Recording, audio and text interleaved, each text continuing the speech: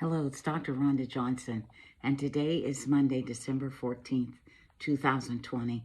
And today I'm going to be talking about the COVID-19 vaccine.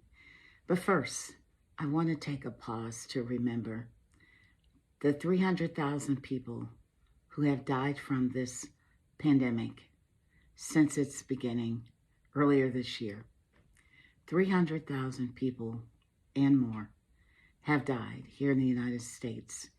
And folks, if you want to know what that number equates to, well, think about the population of people that live inside the city of Pittsburgh or inside the city of St. Louis, Missouri.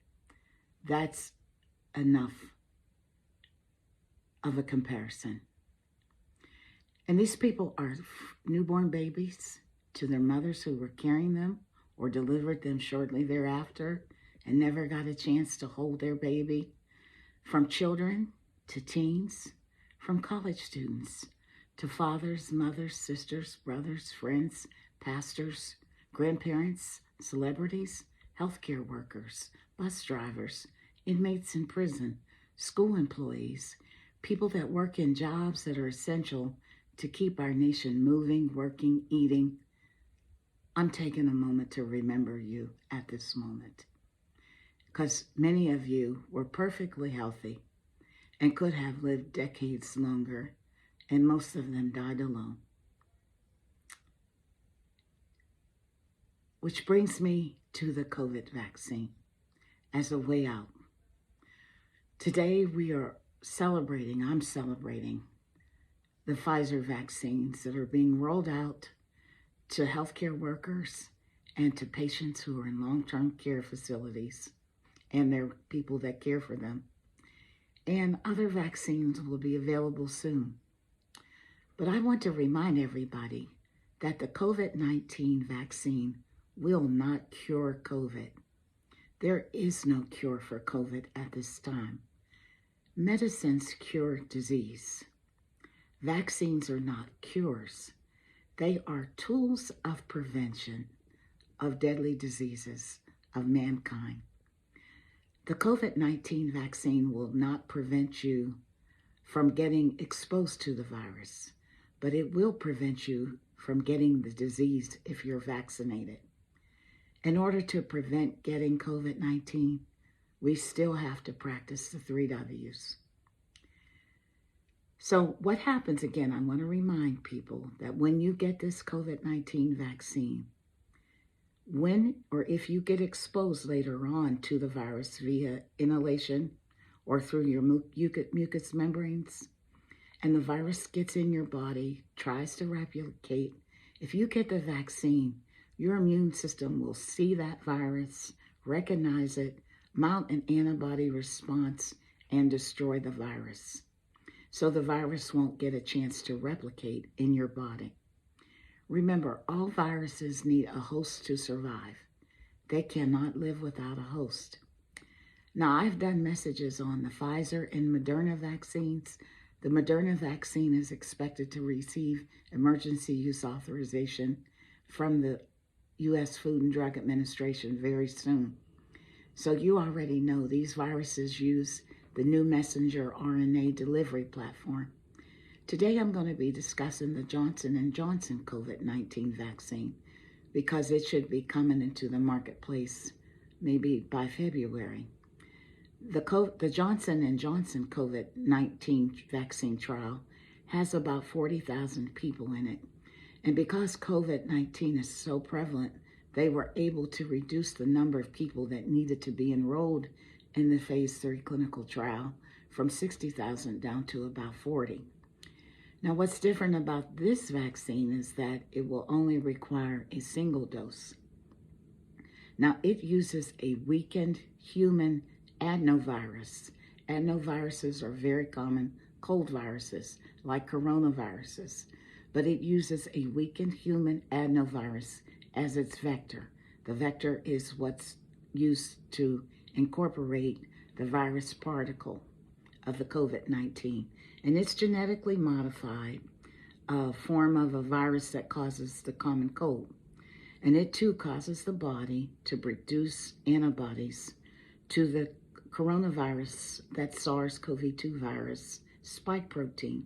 So once again, when our immune system sees the real thing, it will protect us. Now, other companies are in the development phase of COVID-19 vaccines using modified viruses. There are 58 vaccines in clinical trials right now throughout the world. Some will use a modified human measles virus. Others will use various weakened viruses. But what I want you to remember is that vaccines are being developed by scientists who have spent their entire professional careers in either virology or in vaccine research. And these companies that are producing these vaccines have extensive expertise in vaccine development, vaccine storage, vaccine delivery, and vaccine distribution. Folks, these folks know what they're doing. The way I see it is that this extensive history of developing vaccines means that the speed of vaccine development will be forever changed.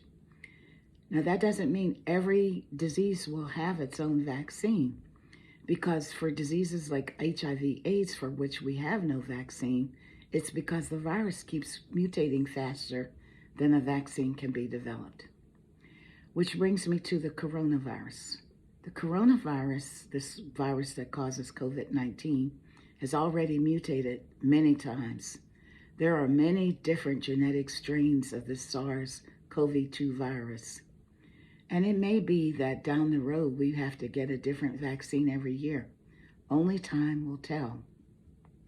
And it appears at this time immunity to COVID-19 seems to be short-lived because many people are getting reinfected. And yes, you can get reinfected with COVID-19. This is a fact. Experts don't know how long immunity to the natural infection or from the vaccine will last. So the good news is that you have another vaccine to consider getting in the next few months in this fight against this COVID-19. Both the Pfizer and the Moderna vaccines use messenger RNA, and these vaccines have over 90% effectiveness. The AstraZeneca vaccine uses chimpanzee adenovirus vectored vaccine. The Johnson & Johnson vaccine uses a human adenovirus vectored vaccine. Folks, it's important that we have trust and confidence in any of these vaccines, any of these COVID-19 vaccines, because that's going to be crucial to the vaccine effort. So as people roll up their sleeves and get shots in the arm, you're going to hear stories, news stories of people experiencing side effects. We already know now that people who have serious allergies and who need to carry an EpiPen around can't get the Pfizer vaccine right now. And the side effects are going to range from soreness at the injection site to fever and fatigue. And folks, it is possible that somebody's going to likely have something happen to them that had nothing to do with getting the vaccine. For example, someone hopefully won't have a stroke or heart attack, but as millions of people get vaccinated, you're going to hear these stories. You have to expect these and, again, decide for yourself if you're going to get the vaccine. Okay, that's my message today. I hope it's been helpful. I appreciate you listening. This is Dr. Rhonda Johnson. My only attempt is to help save lives during this pandemic. Stay safe, continue to practice the 3 W's and ventilation, and have a blessed day.